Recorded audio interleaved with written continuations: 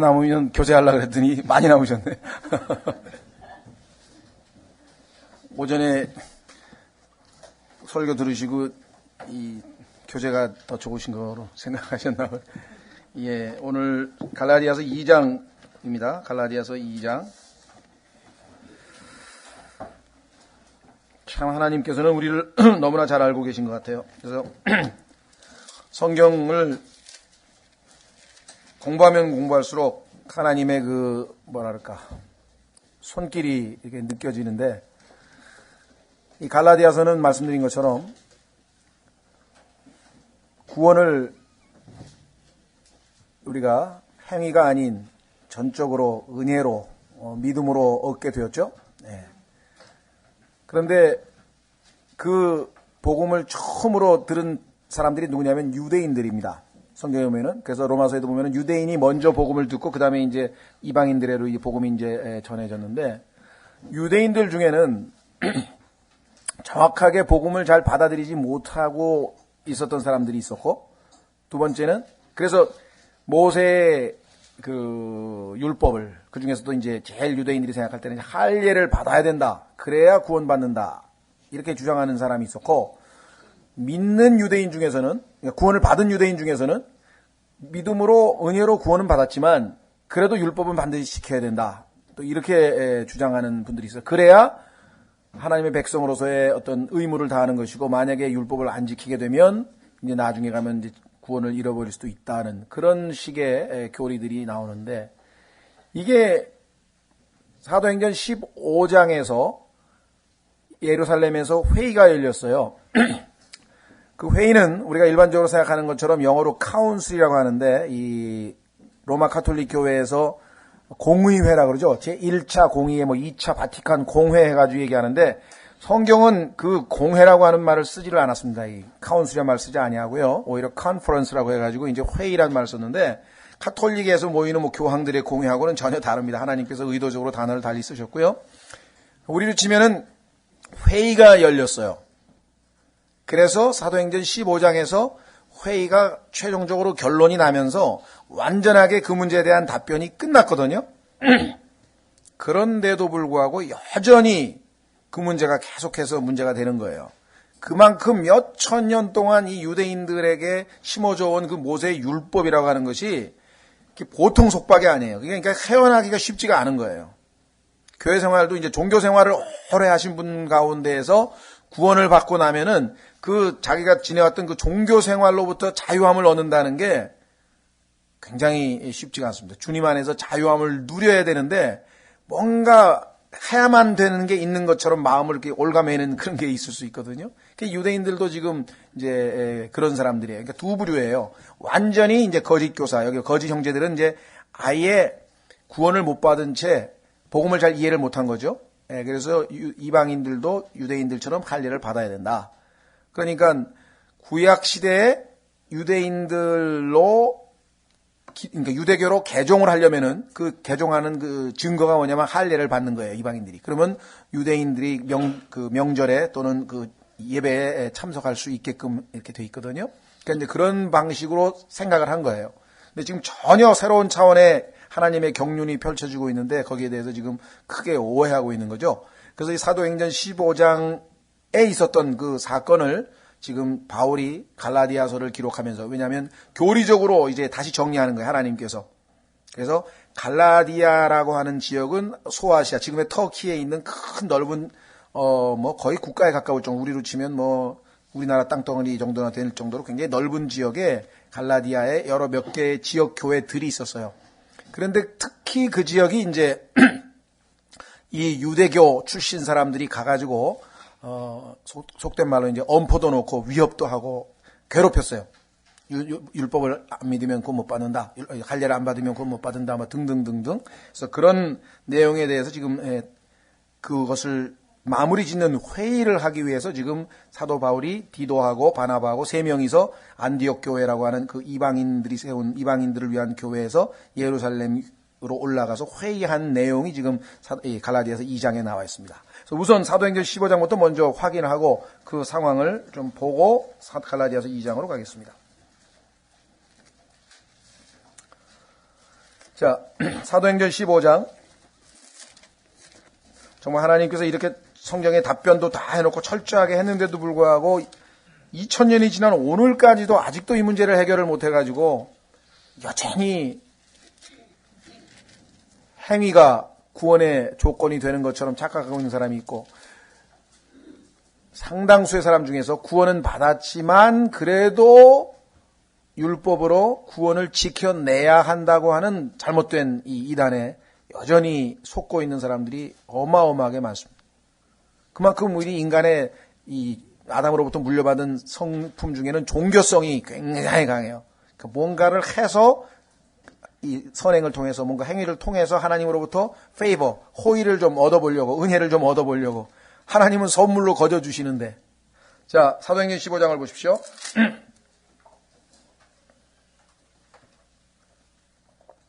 어떤 사람들이 유대로부터 내려와 형제들을 가르치며 이르되, 이 당시까지만 해도 일단 예루살렘에 있는 교회가 이 소위 말하면 그 복음 전파의 전초 기지였잖아요. 그렇죠?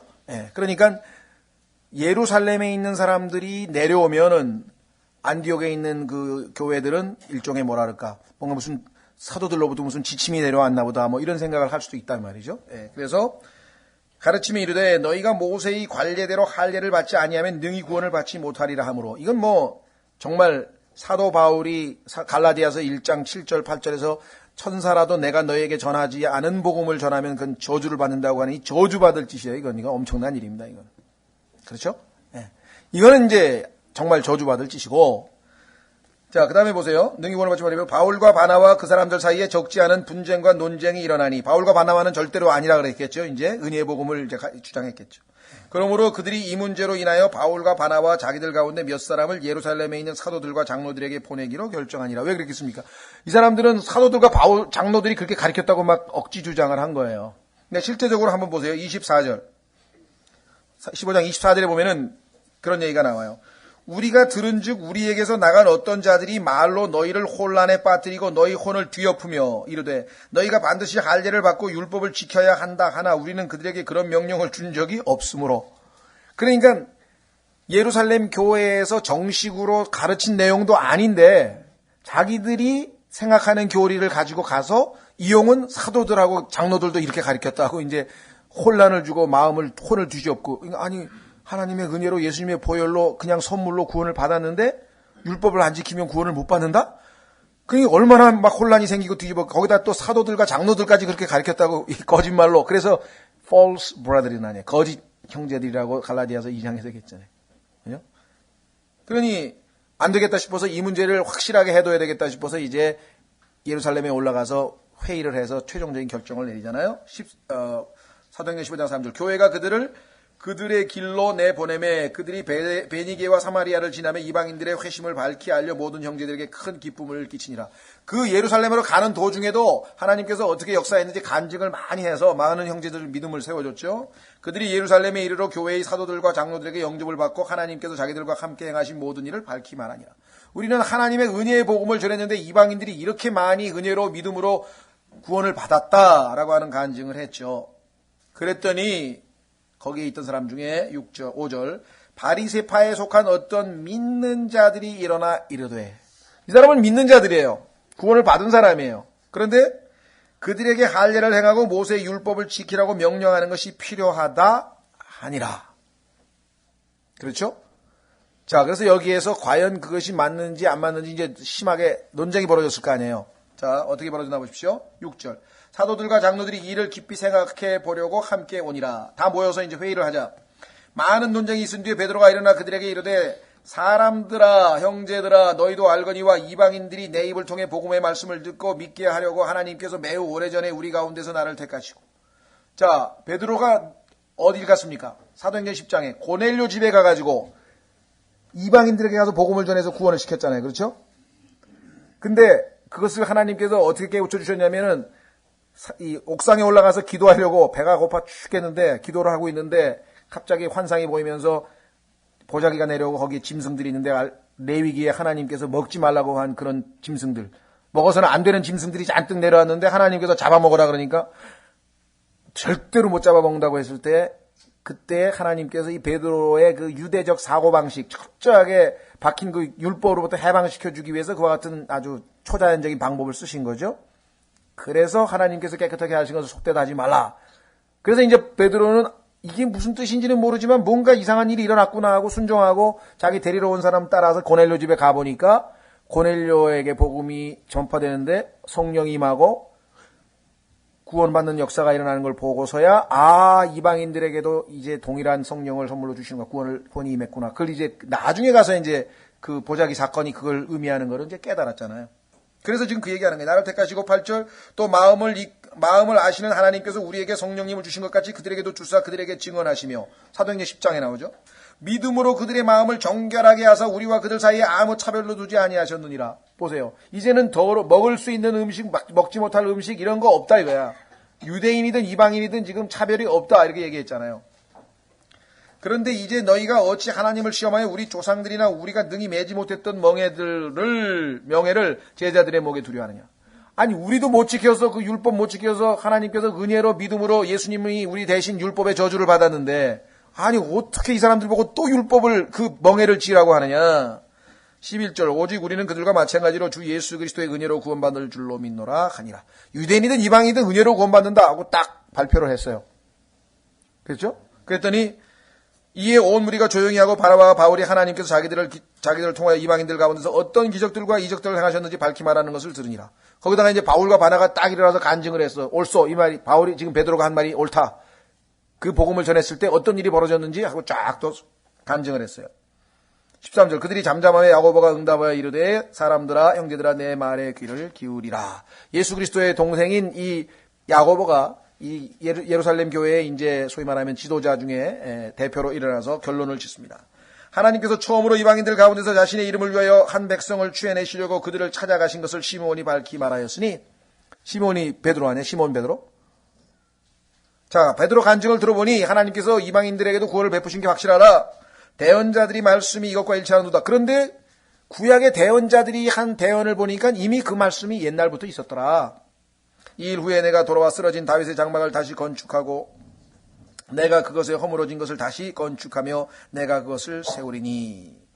자, 쓰러진 다윗의 장막을 다시 건축하고 즉 유대인들이 회복이 되어지는 내용을 얘기했죠. 17절 이것은 그 남은 사람들과 내 이름으로 불리는 모든 이방인들이 주를 찾게 하려 함이라. 자, 그러니까 세 가지 사건이 있어요. 처음에 14절에 나와 있는 이방인들 가운데서 자신의 이름을 위하여 한 백성을 취해내시려고. 이 교회예요. 주님의 몸된 교회. 그 다음에 교회 시대가 끝나고 나면은 그 다음에 어떻게 됩니까? 다윗의 장막을 다시 건축해. 대환란을 통해서 유대인들이 정결하게 되고 다시 회복이 되어져서 이제 예수님께서 천년 왕국의 유대인의 왕으로 다시 오셔. 그러고 나면 어떻게 됩니까? 17절에 그 남은 사람들과 내 이름으로 불리는 모든 이방인들이 주를 찾게 하려 함이라. 이것은 마태복음 25장에 민족들을 심판하신 후에 양으로 분류된 모든 민족들이 이제 천년왕국에는 이방인들까지도 모조리다. 교회뿐만 아니라 유대인들뿐만 아니라 이방인들마저도 이제 전부 다 예수 그리스도를 왕으로 모셔서 이제 섬기는 그러한 역사가 있을 것이다. 이게 대언자들 구약에 다 예언이 돼 있었던 사건인데 그래서 베드로를 통해서 지금 교회를 불러 모으고 계신 거 아니냐. 이방인이든 유대인이든 상관없이 그 얘기를 하고 있는 거예요. 지금 하나님의 경륜을 얼마나 정확하게 알고 있습니까? 그렇죠? 정확하게 탁 얘기를 하면서 세상이 시작된 이래로 하나님의 모든 일은 그분께서 아시느니라. 그러므로 내 판결은 이러하니 보세요. 센턴스. 하나님께서 센턴스라고 하는 말은 재판할 때 판결이거든요. 최종 판결을 내리는 거예요. 하나님께서. 곧 우리가 이방인들 가운데서 하나님께 돌아온 자들을 괴롭게 하지 말고 뭐 율법을 지켜라 할례를 안 지키면 구원을 못 받는다 이런 짓 하면 안 된다 이게 우리는. 다만 그들에게 글을 써서 그들이 우상들의 더러운 것과 음행과 목매어 죽인 것과 피를 멀리하게 하자는 것이라. 이 네 가지는 권면을 좀 하자. 왜? 이미 이 지중해 사회에는 유대인들의 율법이 너무나 잘 알려져 있어요. 그런데 그 유대인 중에 그 가장 아주 뭐랄까 치명적인 죄악으로 알려진 아주 더러운 짓으로 알려진 이 네 가지를 예수 그리스도를 믿는 사람들이 행하면 덕이 안 되잖아. 특히 유대인들이 안 믿으려고 그럴 거란 말이죠. 그러니까 유대인들의 복음 전파에 방해가 되는 거니까 뭐 이것을 안 하면, 이렇게 하면 뭐 구원을 잃어버린다든가 그런 뜻이 아니라 그들에게 복음 전하는데 방해가 되니까 권면을 하자. 그렇게 얘기를 했어요. 그죠? 여기서 보면은 글을 써서 하자는 것이라 이렇게 나와 있죠? 예, 그러면서 옛적부터 모세에게는 각 도시에서 글을 선포하는 자들이 있어 안식일마다 회당들에서 모세의 글을 읽느니라 하더라. 그러니까 이 당시에 모세의 글을 모르는 사람이 거의 없는데 당시의 지중해 세계에 이들에게 덕이 되지 않은 일들은 우리가 피하자. 이에 사도들과 장로들이 온 교회와 더불어 서기 자기들의 동료들 중에서 택한 사람들을 바울과 바나와 함께 안디옥으로 보내는 것을 기쁘게 여기니 곧 형제들 가운데 주요 인물인 바사바라 하는 유다와 실라더라.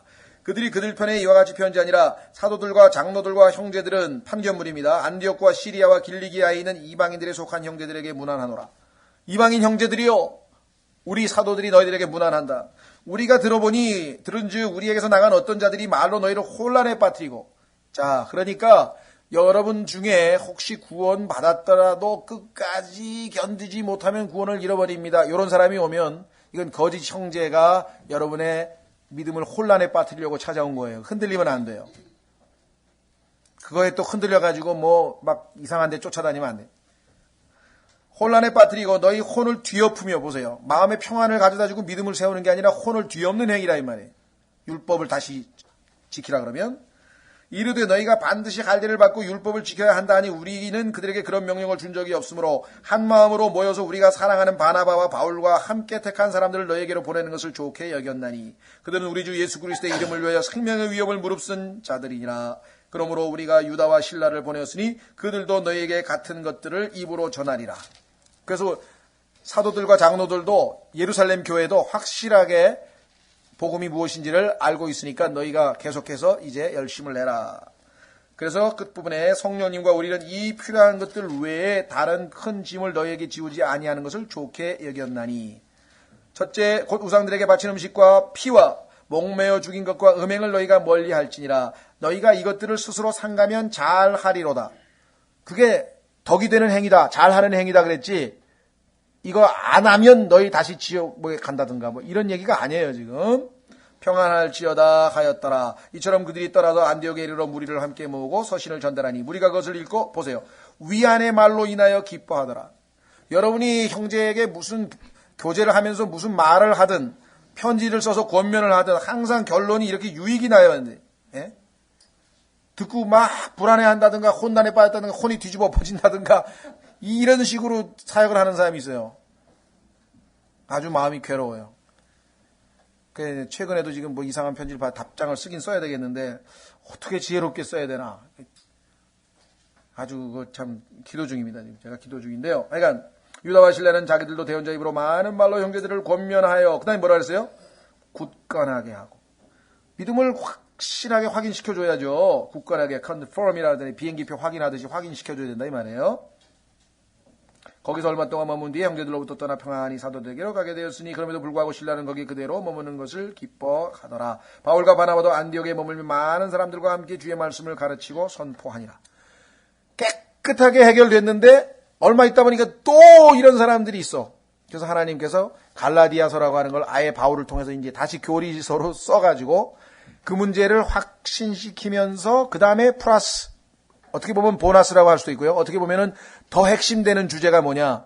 갈라디아서는 율법과 은혜에 대해서 확실하게 가르쳐준과 동시에 은혜로 사는 방법이 무엇인지를 5장 6장에서 실제적으로 우리가 은혜 가운데 자유함을 누리며 사는 모습을 실제적인 교훈을 5장 6장에서 제공한다. 그래서 1장, 2장, 3장, 4장에서는 1장, 2장은 바울의 체험을 통해서 그 문제를 다루고 있고 3장, 4장은 풍요, 아브라함과 하늘에 있는 예루살렘과 땅에 있는 예루살렘을 비교하고 그 다음에 아브라함의 아내 중에서 사라, 자유함의 아내인 이삭과 그 다음에 하갈의 아들인 이스마엘을 비교해 가면서 어떤 것은 율법이고 어떤 것은 은혜인지를 쉽게 풍요적으로 쫙 설명을 해주잖아요. 그렇죠? 네. 자, 그러면 이제 이러한 배경을 놓고 2장에 이 사도행전 15장에서 있었던 사건을 다시 기억하면서 갈라디아서 2장을 기록하고 있습니다.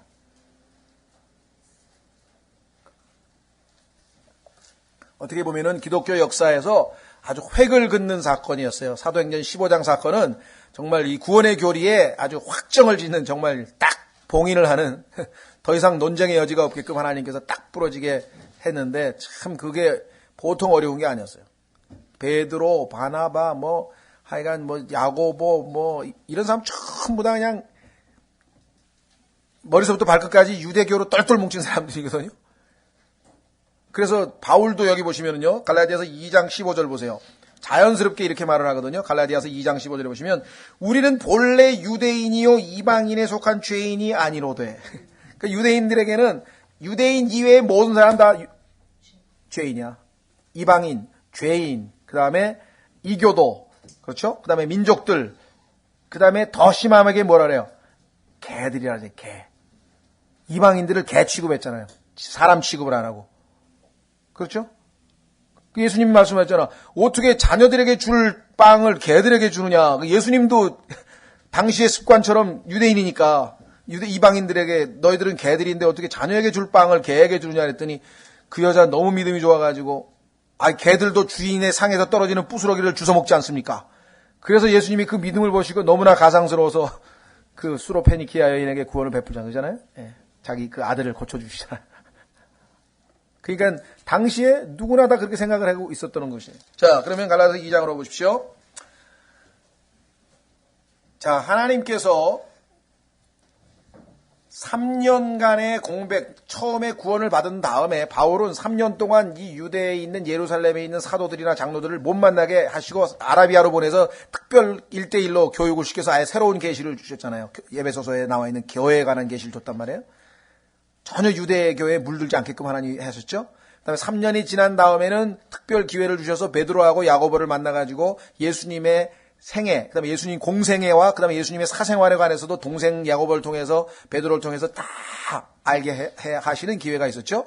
그리고 나서 다시 14년이 지나서 그리고 이제 예루살렘 회의가 열린 거예요. 14년 동안 그렇게 많은 열매를 맺었는데도 계속 예루살렘에서 내와가지고 율법 지켜야 된다, 끝까지 견뎌야 된다, 뭐 해야 된다, 막 14년 지난 다음에 드디어 이제 하나님께서 최종적인 결론을 내립니다.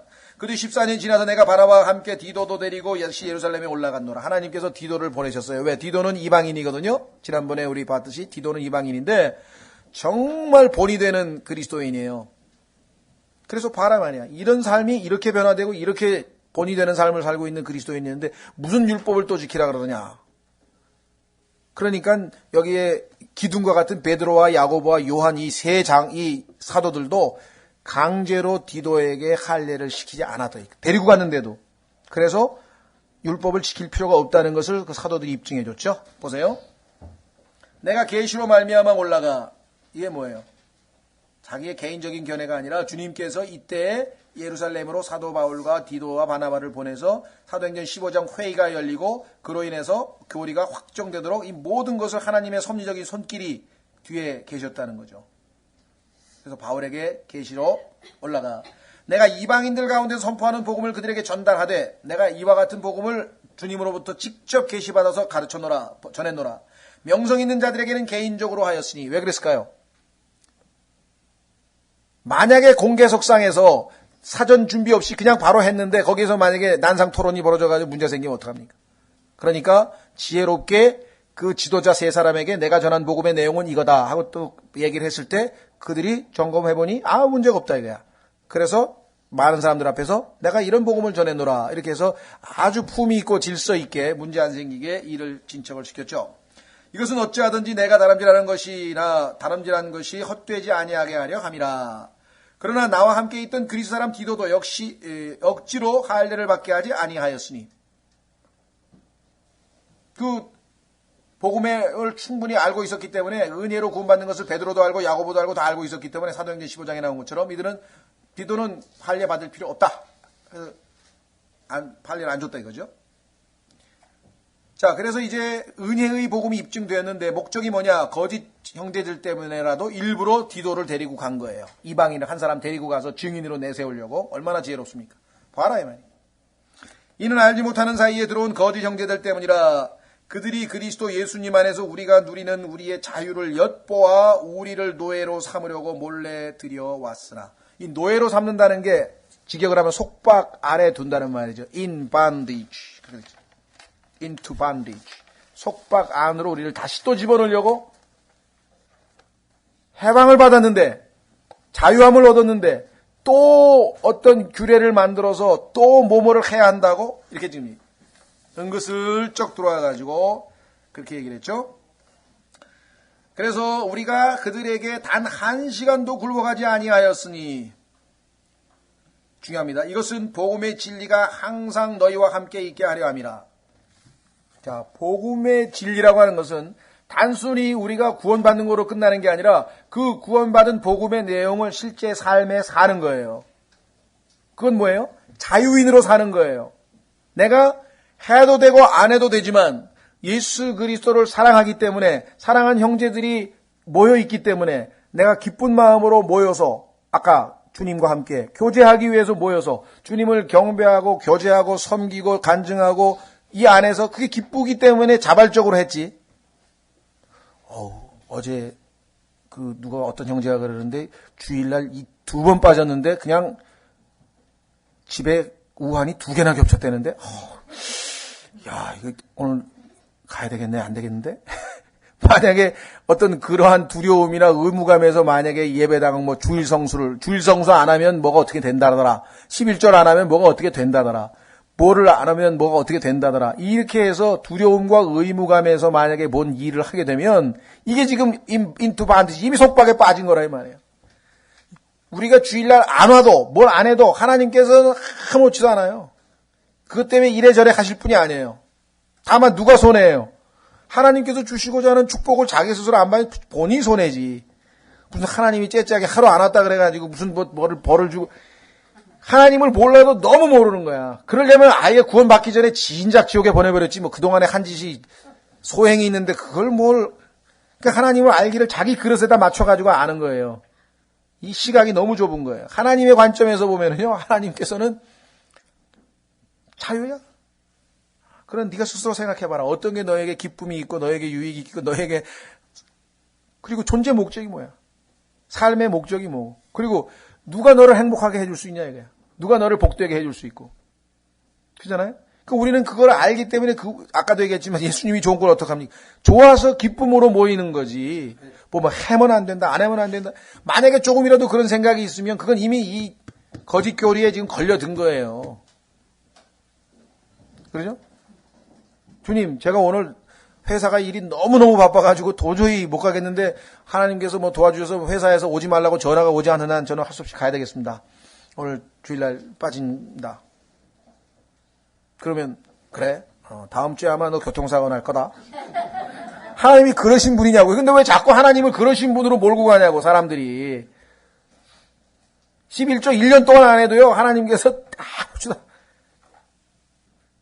11조뿐만 아니라 헌금만 아니라 이게 하나님은 우리에게 뭘 바라시는 분이 아니에요. 주시는 분이지. 그거를 거래를 하려고 하나님하고 뭔가 거래를 해보려고 자꾸만 이상한 짓을 하는 사람들이 있다. 설교도 자꾸만 그런 방향으로 몰아가서 뭘 하더라도 의무감이나 두려움. 이건 종교지 자유함이 아니야. 그래서 그런 식으로 해서는 너는 안 된다고. 그게 하나님께서 우리에게 주신 자유를 마음껏 향유하고 누리라고. 그게 갈라디아서를 쓰신 거예요. 예? 보세요. 복음의 진리. 이 복음의 진리는 뭐냐면 그 자유인으로서 사는 삶을 실천에 옮겨야지, 구원만 받았지 아까처럼 그냥 눈도 수건으로 묶여있고 온통 손발도 묶여있어가지고 엄짝달싹 못하가지고 이게 안 된다. 그 다음 보십시오. 6절. 그러나 무엇이나 되는 것 같이 보이는 이 사람들에 관하여는 somewhat, 그렇죠. 여기 보시면 whatsoever, somewhat. 우리도 그렇죠. 뭔가 되는 사람. 영어에도 그런 말이 있어요. somebody 그러면 뭔가 되는 사람. 좀 굉장한 사람이야. he's somebody 이러거든요. 그러니까 그런 거, somewhat, 뭔가 되는 것 같이 좀 유명한 사람들에 대해서도 어떻게 했어요? 그들이 어떤 사람이든 내게는 상관이 없으며 하나님은 사람을 외모로 취하지 아니하시느니라. 이것도 남용돼요. 잘못하면 여기서는요, 복음의 진리에 관한 한 그들이 하나님의 말씀하고 다른 걸 가르치면 그 사람들이 아무리 높은 사람이고 아무리 그래도 나는 그 문제가 상관 안 한다 이거지. 그리스도인들 간에는 예를 들면 하나님은 외모로 사람을 취하지 않는다? 뭐 어떤 사람이든 나하고 상관없다? 그러니까 뭐 교회에서 위아래도 없고 어른도 없고 그런 거 아무것도 상관없는 거냐? 그렇게 생각하는 사람도 있어요. 그거하고는 전혀 틀려요. 오히려 교회에서는 뭐야? 품위 있고 질서 있게 모든 일을 하라 그랬잖아요. 사회적으로 그렇잖아요. 존경받는 사람이면 교회에서도 존경받는 거예요. 그리고 부지런한 사람 또 이게 나이도 연세도 위시면은 우리가 윗 어른 대접을 해드리는 거고 어린 자녀들은 어린 자녀답게 또 사랑해 주는 거고 그건 인지상정이라 하나님께서 우리에게 주시는 내추럴 어펙션 당연한 거거나 자연스러운 거. 근데 그거를 오해를 해가지고 옛날에 뭐 좀 무지몽매한 짓을 많이 하신 그런 분들 있잖아요. 아버지한테 아버지는 내가 보니까 영적으로 3살이고 나는 한 10살 됐는데 지금부터 내가 영적으로 말하는 말 잘 들으십시오. 그리고 이제부터는 아버지는 육신적인 용어니까 내가 형제님이라고 부르겠습니다. 돌아버린 거예요. 그런데 그게 엄청 영적으로 자기들이 영적인 것처럼 착각을 하는 거예요. 여러분 생각할 때는 그건 비정상적이죠. 그건 비정상적. 오히려 더 하나님께서 자연적으로 맺어주신 그 관계를 더 돈독히 본래의 의도대로 잘하고 섬기고 해야 되는 거 아니겠어요?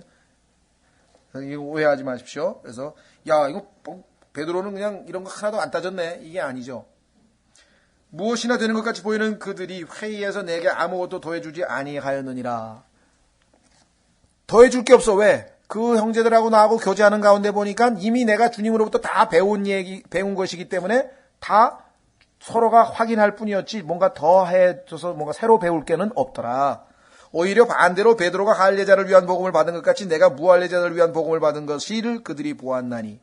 하나님께서 베드로는 유대인들에게 가서 복음 전하라고 일을 맡기셨고 주로 성경에 보면 100%는 아닙니다. 고넬료는 이방인이었잖아요. 그러니까 주로란 뜻이에요. 주로 유대인들에게 가서 복음 전하라고 베드로를 사용하셨고 바울은 주로 이방인들, 바울도 나중에 예루살렘에 가서 유대인들에게도 복음 전했잖아요. 그걸 확인했어요. 그래서 8절 베드로 안에서 효록 있게 일하사 할례자를 위한 사도직을 주신 바로 그분께서. 그럼 베드로만 사용하셨느냐? 하나님께서 아니더라 이거죠. 내 안에서도 강력하게 일하사 이방인들을 향하게 하셨느니라. 주님은 이렇게 역할을 분담시키셔서 다 일을 시키셨다. 또 기둥같이 여겨지던 야고보와 게바와 요한은 보세요. 야고보와 왜 베드로라고 안 하고 갑자기 유대인 이름으로 사용하던 게바를 쓰셨을까요? 다른 데서는 잘 안 나오는 이름인데 그만큼 베드로는 하나님께서 유대인들을 위해서 사용하신 거라는 걸 강조하는 거죠. 요한은 내게 주신 은혜를 깨닫고 나와 바나바에게 오른손을 내밀어 교제를 청하였으니 일기에 보니까 이방인들에게는 이 형제들을 하나님이 보내셔서 쓰셨구나. 정말 주 안에서 수고하신다고 반갑다고 형제들끼리 교제를 했다 이 말이죠. 이것은 우리는 이교도들에게로 가고 성경에 보니까 이교도 이방인 민족들 기억나시죠? 그러니까 유대인 이스라엘 그죠? 그러니까 유대인 이스라엘이라고 하는 이 민족과 다른 민족들을 칭하는 용어가 이교도. 이교도는 종교적인 관점에서 이교도. 그 다음에 민족적인 관점에서는 이방인. 그렇죠. 그 다음에 정치적인 관점에서는 네이션스, 민족들. 이렇게 해서 3가지로 불린다. 그들은 할례자들에게로 가고자 함이라. 10절. 다만 그들은 우리가 가난한 자들을 기억해 줄 것을 원하였는데 이것은 나 역시 열심히 행하던 바라. 보충하면 아까 4가지 하지 말라는 것 있었죠. 권면사항. 그거는 이제 사도행전 15장에 나와 있고 여기서 한 가지 덧붙인 것 중에 하나는 뭐냐면 유대인들에게 있어서 가장 이 마음의 어떤 종교성을 입증할 수 있는 것 중에 하나가 가난한 사람을 돕는 건데 이거는 누구에게나 유익이 되는 덕이잖아요. 그래서 그것에 대해서 주의에 좀 우리 적극적으로 동참하자. 실제적으로 보면요, 바울이 그 바쁘게 복음 전하는 와중에도 예루살렘에 지금 흉년이 들어서 굉장히 형제들이 어렵다.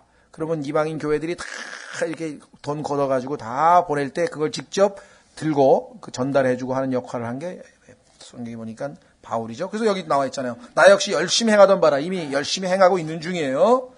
그러나 베드로가 안디옥에 이르렀을 때 그가 책망받아 했으므로 내가 그를 대면하여 책망하였노라. 참, 이게 이제 어려운 거예요. 바울은 여기서 사람을 두려워하지 않고 행동했는데 베드로는 어떤 면에서는 베드로가 참 좀 인간적이죠. 그렇죠? 역시 이 다혈질이잖아요. 그냥 주님을 위해서 내가 뭐 다 누구 도망치더라도 나는 절대로 주님을 안 버린다고 했다가 그냥 3번 주님을 부인한다든가 칼을 뽑아가지고 그냥 그 누구 말코의 귀를 잘라가지고 막 행동을 한다든가. 그러니까 이 베드로는 장점은 앞뒤 안 가리고 오르면 그냥 밀어붙이는 장점이 있는 반면에 때로는 사리 분별이 안 돼가지고 문제를 또 잘 일으키잖아요. 무리를 걸어오게 하옵소서 해가지고 막 걸어갈 땐 신났어. 근데 가다가 보니까 겁이 난 거야. 아이고 물속에 쑥 빠져. 그건 누가 그래서 그래도 베드로니까 걸었지 아무도 못 걸어봤잖아. 그런 면에서는 그래서 어떤 면에서는 교회에서는요 막 설쳐대면서 사고를 좀 쳐더라도 그게 낫다고 하는 분이 있어요. 그렇잖아요? 그러면 좀 고쳐가면 되는 거니까. 근데 아무것도 안 하고 그냥 가만히 있으면은 어떻게 변하는지는 모르겠습니다. 그러니까 여기 보니까 이 베드로가 또 겁쟁이 노릇을 또 했네요. 보니까 12절 야고보에서 온 어떤 사람들이 오기 전에 그가 이방인들과 함께 먹었으나 이방인들과 지금 식사하면서 아까처럼 12장 요한복음 12장 9장처럼 교제하고 있었어요. 간증도 하고 막 교제도 하고 좋은데 그들이 오매 할례자들인 그들을 두려워하여. 보세요. 사람을 두려워하면 꼭 문제가 생기거든요.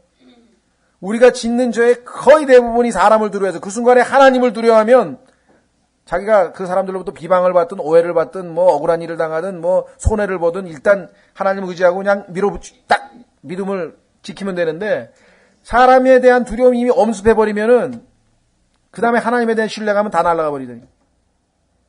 그러니까 이 지독한 유대인들이 지금 와가지고 내가 이방인하고 지금 같이 밥 먹고 교제하는 걸 보면 아이고 난 죽었다 이제. 가서 이제 예루살렘에 가서 일러 바치면 난 죽었다. 얼마나 유대인들이 이 종교심이 강한지 여러분 생각해 보세요. 그렇잖아요? 목숨 걸고 하는 사람들, 이 사람들. 사도 바울, 이 사람 죽일 때까지는 우리는 절대로 밥도 안 먹고 아무 물도 안 먹고 그냥 죽을 때까지 금식하면서 죽이고 기다린다고 사도행전 22장에 보면 나오잖아요. 그런 사람들이니까 이 유대인들이 베드로가 겁을 먹었어요. 여기 두려워하여 그가 뒤로 물러가 자신을 분리하였으며. 유대인인데 같이 밥 먹고 있다가 이방인하고 밥 안 먹은 척하고 딴 데로 가서 앉으세요. 자, 이거 정말 여러분 생각에는 이게 정말 쉬운 일이 아니에요. 그러니까 참 하나님께서 베드로같이 이렇게 대단한 형제도 사람에 대한 두려움이 딱 임하면 그래서 어떻게 됐습니까? 혼자 일로 끝나면 좋은데 이 사람이 또 영적 지도자란 말이야. 같이 밥 먹고 있던 유대인들이 아이고야 이 베드로가 피하는 거 보니까 우리도 안 되겠다 싶었다고. 그래서 다른 유대인들도 그와 함께 위선을 행하고 먹었는데 안 먹은 척했으니까 위선이죠. 위선이라고 하는 건 척이거든요. 연극하는 거예요 지금. 솔직하게 행동 안 하고 연극을 하고 있어요.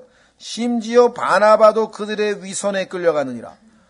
사도행전 11장 24절에 보니까 바나바는 성령으로 충만한 사람인데도 불구하고 끌려갔어요. 이때 얼마나 우리가 우리의 모습, 우리의 나약한 모습, 그렇잖아요. 아무리 인간이 성령 충만해도 in his best state, 최상의 상태에 있다 하더라도 아무것도 아니에요. 하나님의 은혜가 조금이라도 역사하지 않으면 하나님의 은혜가 조금이라도 빠지면 그냥 주저앉는 게 인간이거든요. 교만할 이유도 하나도 없고요. 이런 상황에 놓인 형제들을 통해서 우리도 깨어 있어야 되고 항상 조심해야 되고 혹시 우리가 이런 일에 무너져서 자빠졌다 할지라도 하나님의 은혜로 다시 일어나서 믿음 생활을 해야지. 그렇잖아요. 바나바가 여기서 한번 이것 때문에 골방에 갇혀가지고 가슴을 쥐어 정말 주님 내가 이렇게 위선적으로 행동하다니 이럴 수가 있습니까 하면서 맨날 나는 이제 주님 앞에 쓰임도 못 받습니다. 이제 끝입니다. 그러고 여러분들이 만약에 그러면 그 사람이 믿음이 좋은 사람입니까? 자기 의로 가득 찬 사람. 철저한 회개는 있어야죠. 주님 정말 그 순간에 제가 주님을 신뢰했어야 되는데 그냥 얼마나 겁이 나든지 베드로까지 움직이니까 그냥 베드로 움직이는 거 보고 나도 모르게 겁이 나가지고 피했습니다. 이렇게 겁이 많고 아무것도 아닌 자를 구원해 주셨는데 주님 용서해 주시고 정말 어느 순간에도 주님의 은혜에서 안 떠나게 이제 도와주시고 그리고 다시 주님을 섬겨야지 자기가 뭐 절대로 이런 짓을 안 할 사람인데 어쩌다가 실수한 것처럼 이럴 수가 있습니까? 저 같은 사람이 그런 짓을 하다니요 이러고선 그래서요 자기가 자기를 용서 못하는 사람이 있어요. 그 사람은 자기가 하나님보다 더 의롭다. 하나님도 용서를 해줬는데 자기가 자기를 용서를 못해. 그게 자기 의에 빠진 사람이에요. 그래가지고 아무리 용서를 얘기를 해도 하나님이 용서하셨는데 왜 당신이 당신을 용서 못합니까? 그렇다고 해서 그냥 죄 지고 그 단번 속죄인데 뭘 그런 죄를 가지고 괜찮아. 쟤는 맘대로 지고 무조건 단번 속죄 갖다 붙여가지고 막 죄를 즐기듯 하는 사람도 있잖아요. 그건 또 잘못이지. 그것도 뭔가 양심이 마비됐으니까 그렇지 어떻게 죄를 그 죄 때문에 예수님이 얼마나 고난을 당하는데 그렇게 쉽게 죄를 지을 수 있냐 이 말이죠. 죄를 짓고 나서 통회하는 마음은 있어야 되지만 그러나 그 다음엔 믿음이 주어져서 죄는 관계 회복이 된 것을 알고 믿음으로 다시 주님을 섬겨야 돼요. 자, 그래서 14절 그러나 그들이 복음의 진리에 따라 바르게 걷지 아니하는 것을 보고 보세요. 복음의 진리는 여러분과 저를 구원시켜서 하늘나라로 데려가는 것뿐만 아니라 이 땅에서 진리에 따라 걷게 살게 한다 이 말이에요. 진리의 길이 있으니까 걸을 거 아닙니까? 이게 도예요. 도. 동양 사람들이 얘기하는 도가 뭐냐? 사상이 아니에요. 가르침이 아니고 I am the way. 내가 곧 길. 인격체이신 예수님을 만나야 하늘로 가는 길을 우리가 발견한 것이죠. 그래서 복음의 진리에 따라 바르게 걷지 아니하는 것을 내가 보고 그들 모두 앞에서 베드로에게 이르되 내가 유대인임에도 불구하고 이방인들의 방식대로 살고 유대인들처럼 살지 아니하면서 어찌 이방인들로 강요하여 유대인들처럼 살게 하느냐 하였노라. 내가 왜 이렇게 외식을 하냐. 지금 너 이방인처럼 같이 밥 먹어놓고 이제 와서 유대인들처럼 따로 분류해서 살 것처럼 그게 옳은 것처럼 가식을 행하느냐. 우리는 본래 유대인이요 이방인에게 속한 죄인이 아니로되 그 다음에 결론 보세요. 16절 사람이 율법의 행위로 의롭게 되지 아니하고 오직 예수 그리스도의 믿음으로 되는 줄 알므로. 어떤 사람은 여기서 끝나는 사람이 있어요. 알면 뭐예요? 안 돼. 다 안 돼. 근데 구원은 못 받았어. 왜? 안 다음에 그 다음에 뭐예요? 여기 나와요. 믿었노라 해야 돼. 믿었노라가 없는 거야. 알기는 아는데. 다 안 돼? 뭐 구원파도 가보고 어디도 가보고 그럼 싹 돌아 다 알아 보니까 진짜 알아. 믿지는 않았어. 우리도 예수 그리스도를 믿었나니. 알고 난 다음에 믿어야지 구원이지. 이것은 우리가 율법의 행위가 아니라 그리스도의 믿음으로 의롭게 되고자 함이라. 율법의 행위로는 어떤 육체도 의롭게 될 수 없느니라. 뭐 결론 너무나 분명하게 나와 있죠. 자, 이 시간에는 자유에 관한 몇 가지 좀 구절을 찾고 오늘은 성경을 마치려고 합니다. 자, 갈라디아서 2장 4절에서 그들이 예수님 안에서 우리가 누리는 우리의 자유를 엿보아. 자유. 예수님께서 우리에게 전하신 복음은요, 우리를 자유케 하는 복음이에요. 한번 확인해 보겠습니다. 이사야서 61장. 예수님께서 우리에게 자유를 주려고 오신 분이세요. 이 세상 사람들은 그저 자유가 뭔지도 모르고 자유래. 자유가 자기가 하고 싶은 마음대로 하는 걸 자유로 생각하는 사람이 있어요. 그죠? 세상 사람들은 자기가 하고 싶은 마음대로 술 먹고 싶을 때 술 먹고 그냥 연애하고 싶을 때 연애하고 막 춤추고 싶을 때 춤추고 별짓 다 하고 싶은 대로 다 하면 그게 자유인 줄 알아. 성경에서 얘기하는 자유는요. 그 반대의 자유예요. 그건 노예지. 우리 안에 있는 죄가 술 먹어 그럼 술 먹고 춤춰 그럼 춤추고 연애 시키는 대로 이건 속박이 이건 노예지. 그런데 내 안에 있는 죄가 술 먹어 그랬는데 no. 할 수 있는 자유. 이 자유는 예수 그리스도가 주는 자유예요. 그 자유가 없는 사람은 죄 져 그러면은 그 죄 짓는다고. 근데 우리는 우리 안에 있는 죄로부터 자유함을 얻었기 때문에 주인 노릇을 하려고 죄를 지으라고. 그렇죠? 야, 짜증 내, 성질 내, 확.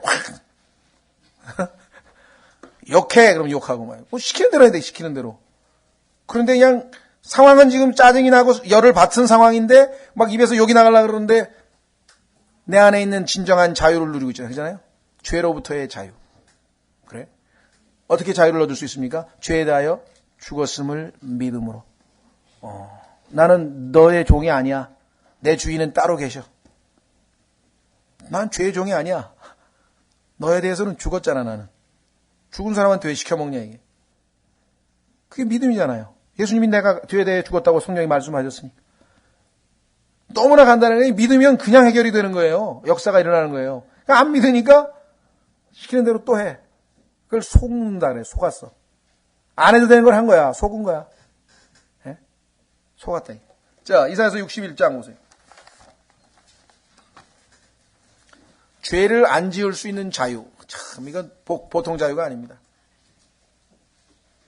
내 안에 미움이 막 증오가 막 솟아오르는데 그 증오를 딱 떨쳐버릴 수 있는 자유. 얼마나 이 엄청난 자유죠. 네? 보세요. 이사야서 61장 1절 주 하나님의 영께서 내게 임하셨으니 이는 주께서 내게 기름을 부으사 온유한 자들에게 좋은 소식을 선포하게 하셨기 때문이라. 그분께서 나를 보내신 것은 마음이 상한 자들을 싸매고. 얼마나 많은 마음이 상한 자들이 예수 그리스도를 만나서 그 싸매임을 받고 얼마나 회복이 되고 치료가 됐습니까? 포로된 자들에게 자유를. 여러분들이 예수 그리스도를 믿기 전에 뭐의 포로였습니까? 죄의 포로였죠. 여러 가지 종류. 어떤 사람은 전통의 포로, 종교의 포로, 율법의 포로, 옛생활의 포로. 자기에 대한 자랑, 예를 들면 자기 그 자만심의 포로, 뭐 게으름의 포로, 뭐의 포로가든지 간에 이건 다 우리가 포로야. 왜? 성경에 보니까 죄를 짓는 자는 죄의 종이라. 요한복음 8장에 예수님께서 말씀하셨잖아요. 그러니까 죄를 짓는 사람은 다 종이야. 자유인이 아니야. 그런데 우리를 어떻게 해요? 포로로부터 자유를 주시려고 오셨어요. 결박된 자들에게 감옥에서 노임을 선포하게 하려 하며 또 주의 받아주시는 해를. 자, 여기 보세요. 누가복음 4장에 예수님께서 회당에 딱 들어가셨어요. 고향에 있는 나사렛 회당에 들어갔더니 유대인들이 예배드리는데 회당장이 두루마리를 주면서 읽고 한마디 하라 이거야. 유대인들이 예배드리는 방식이 나왔어. 예수님께서 펼치기를 이 이사야서 61장을 딱 펼쳤어. 이 구절을 그대로 읽었어. 근데 예수님께서 어디까지 인용했냐면요. 주의 받아주시는 해를 선포하려 함이라 하고, 여기 지금 보면은 영어는 순서가 proclaim이라고 하는 동사가 먼저 나오죠. 포고라 그랬죠. 주의 받아주시는 해와 우리 하나님의 원수 갚으시는 날을 포고하고 그랬는데, 우리말로 하면은 이렇게 목적어가 두 개가 들어가지만 실제로 주의 받아주시는 해를 포고하고 우리 하나님의 원수 갚으시는 날을 포고하고 쫙 선포하는 거예요. 뭐라고? 주님께서 우리를 이제 받아주신다 이게. 거기까지만 딱 인용을 하셨어요. 그리고 앉으셨어요. 그 사람들이 성경 읽는 폼이나 모든 걸로 봐서 뭔가 권위가 있고 뭔가 좀 달라. 그래서 이렇게 쳐다볼 때 예수님께서 오늘 너희에게 이 말씀이 너희에게 응하였느니라. 이 말씀이 오늘 이루어졌다 이게. 내가 그 이 말을 이루러 온 바로 주의 영께서 내게 임하셨으니 이 내게가 바로 나다 이거야. 얼마나 놀랐겠습니까 사람들이. 그렇게 말씀이 이 날이 언제 올 거 하고 사모하고 있는데 와서 바로 오늘이 이 말이 이루어진 날이라 그러면서 자기를 딱 가리키면서 얘기를 했으니 얼마나 놀랐겠어요. 자, 그런데 여기에서 우리 하나님의 원수 갚으시는 날은 싹 뺐죠. 왜 그렇습니까? 이것은 예수 그리스도의 재림 때 하실 일이거든요. 그 예수님은 초림과 재림 사이에 엄청난 2000년의 기간이 있는 것을 예수님은 아시지. 우리는 구약 사람들은 몰라요. 그래서 이 교회 시대의 2000년에 대해서는 바울 이외에는 계시된 적이 없다 그러지. 모르고 있어요, 전부 다. 연결된 사건인 줄 알고 있었는데 실제적으로는 예수님은 여기서 딱 끊었잖아요. 그렇죠? 참 놀랍죠. 그 다음에 보세요. 애곡하는 자들을 위로하게 하려 함이라. 자, 3절 또 시온에서 애곡하는 자들에게 정하여 주되 곧 그들에게. 자, 보세요. 예수님이 오시면 어떤 일이 벌어지는가. 죄 대신 아름다움을 주고. 죄는 뭡니까? 죄를 짓고 회개할 때 죄를 뿌리거나 아니면 죽은 사람들 이제 애곡할 때 막 아이고 할 때 죄를 뿌리잖아요. 그죠? 슬픈 일이고 아주. 그런데 그 사람들에게 뭘 보는데 아름다움을 주고. 제 같은 인생이 아름다운 인생으로 바뀌는 게 예수님을 만난 모든 사람의 신앙 고백이죠. 그다음에 애곡 대신 기쁨의 기름을 주며. 예수 그리스도를 믿는 그리스도인들의 첫 번째 장점이 뭐 항상 기뻐하는 거예요. 기뻐하는 거예요. 그다음 근심의 영 대신 찬양의 옷을 주게 하려 함이라. 아까 우리 찬양 얘기가 나왔습니다만은 바로 예수 그리스도께서 우리에게 제공하시는. 자, 그 중에서 여기 자유에 대한 걸 우리가 확인했습니다. 자유, 그렇죠? 포로에게 뭘 준다고요? 자유를. 자, 예수님께서 이 땅에 오셨을 때 말씀하셨죠? 요한복음 8장으로 가보십시오. 요한복음 8장. 아들이 자유롭게 하면 누구든지 자유롭게 될 수 있어요. 요한복음 8장.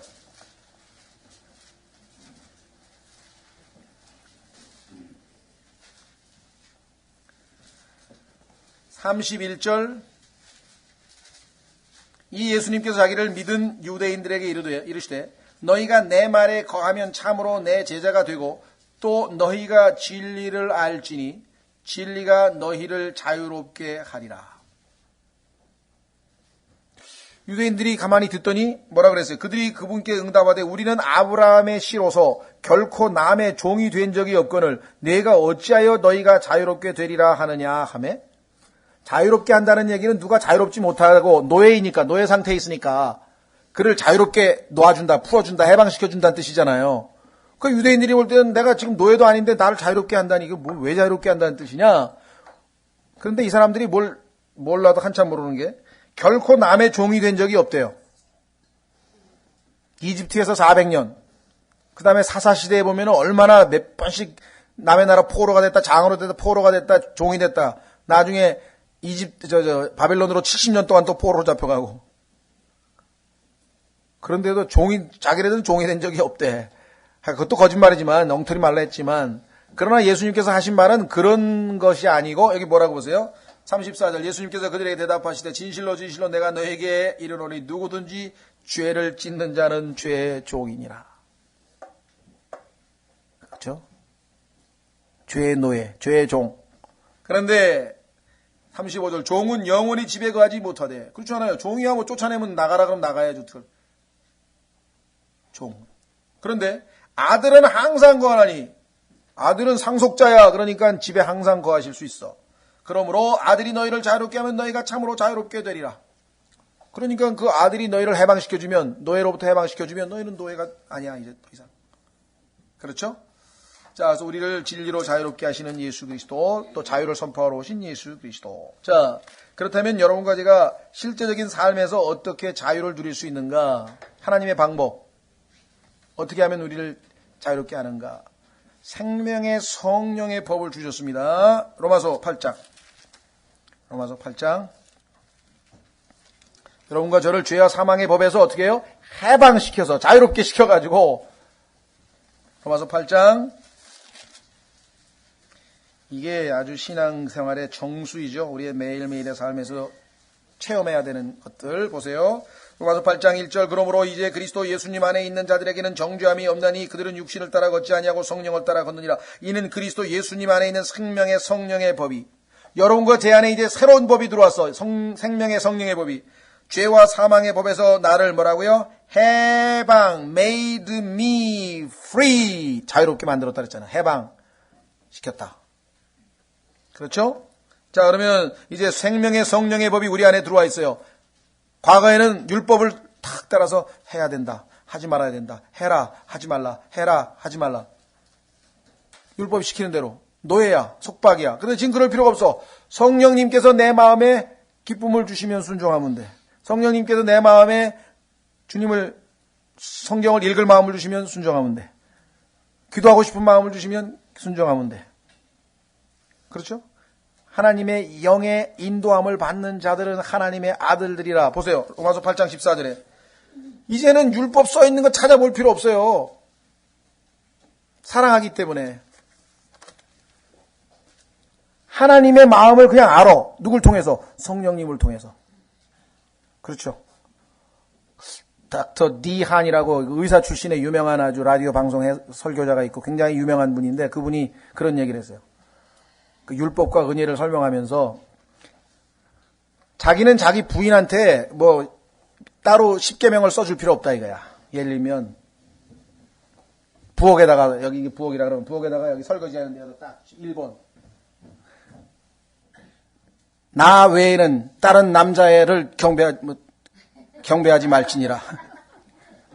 예? 나 이외에 다른 사람 뭐의 사진을 쳐다보지 말지니라. 예를 들면. 그 다음에 남편의 이름을 함부로 부르거나 다른 데 가서 비방하지 말지니라. 예를 들면. 그래가지고 십계명은 뭐 할지니라 잔뜩 써가지고 부인이 그거 보고 남편을 섬기면 그게 남편하고 아내하고 관계냐. 노예하고 주인 관계지. 그렇죠? 그거 할 필요도 없대. 왜? 하지 말래도 다 알아서 한다 이거야. 왜? 사랑하니까. 우리가 주님을 섬기는 것도 그렇게 해야지 자유함이 있고 기쁨이 있는 거지. 써 있는 대로 해서 안 하면 어떡하지? 그잖아요? 우리가 내가 친구랑 갑자기 급한 일이 있어서 오늘 집에 늦게 못 가니까 식사 오늘 밖에서 친구들하고 잡수고 들어오시라고. 뭐 이상한 거 있어요? 십계명에 내가 저녁은 반드시 차리라 그랬는데 그런 남편하고 살면 얼마나 힘들겠어요. 예수 그리스도를 믿는 게 그거하고는 아무 상관이 없는 거예요. 근데 왜 예수님을 마치 그런 무슨 엄격한 남편이나 되는 것처럼 막 무서워가지고 뭘 안 하면 막 11조를 안 하면 어떻게 되고 철학 기도를 안 하면 어떻게 되고 새벽 기도를 안 하면 어떻게 되고 뭐를 안 하면 어떻게 되고 아주 예수 그리스도를 무슨 막 아주 그런 무시무시한 남편으로 만들어 놓냐 이게. 예? 자, 고린도후서 3장 17절 자유에 대해서 진정은 그러면 성령의 법은 실제적으로 어떻게 우리 안에서 역사하고 있다. 고린도후서 3장 17절.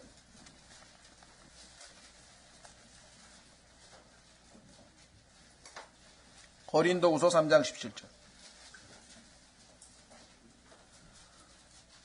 자, 여러분과 한번 제가 다 같이 한번 읽어보겠습니다. 아주 귀한 구절인데요. 고린도후서 3장 17절. 찾으셨습니까?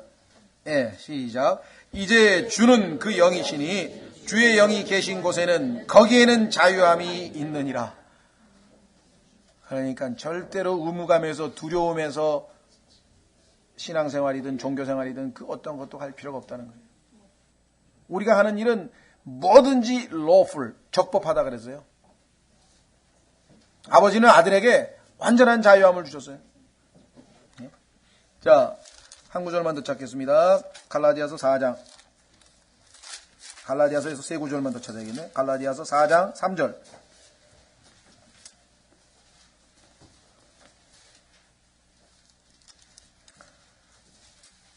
과거의 우리의 모습, 이와 같이 우리도 아이였을 때의 세상의 초등 원리 밑에서 종노릇 하였느니라. 종노릇. 그런데 지금 어떻게 돼요? 7절.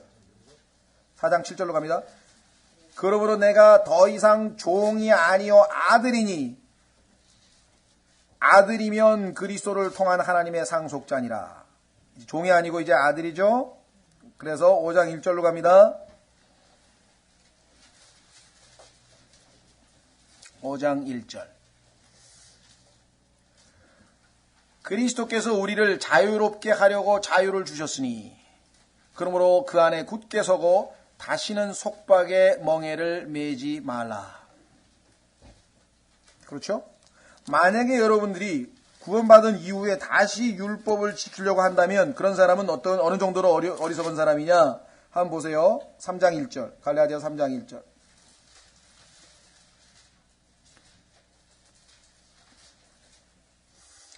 오 어리석도다 갈라디아 사람들아, 예수 그리스도께서 십자가에 못 박히신 것이 너희 가운데서 너희 눈앞에 분명하게 제시되었거늘 누가 너희를 꾀어 너희가 진리에 순종하지 못하게 하더냐? 내가 너희에게서 다만 이것을 알고자 하노니 너희가 율법의 행위로 성령을 받았느냐 믿음에 관하여 들음으로 받았느냐? 너희가 그렇게 어리석으냐? 너희가 성령 안에서 시작하였다가 이제는 육체로 완전해지려고 하느냐? 시작은 성령으로 해서 믿음을 통해서 성령이 우리 안에 들어왔어. 그런데 그 성령님을 기쁘시게 하고 그 성령님을 따라 하나님을 섬기면 되는데 다시 뭐예요? 육체로, 즉 율법을 지켜서 뭔가를 의무를 수행해서 완전해지려고 노력하느냐? 그건 완전히 잘못 잡았다. 출발은 성령으로 해놓고 끝은 육체로 가면 어떻게? 육체하고 성령하고는 원수지간이어서 서로 쳐다도 안 본다고 성경이. 그렇죠? 그래서 이거야말로 아주 신앙에 있어서 우리가 자주 걸려 넘어지는 속는 거예요. 어느새 보면은 우리의 안에 이 거짓 형제들이 뿌려놓은 씨앗들이 우리 안에 싹 들어와서 자꾸만 나도 모르게 율법적인 행위를 하는 거야. 자유함을 못 누리고. 그렇죠? 그래서 이것은 우리가 굳게 서서 절대로 다시 속박으로 넘어가서는 안 된다. 예, 다음 시간에 뒷부분에 더 중요한 내용들을 한번 좀 살펴보도록 하겠습니다.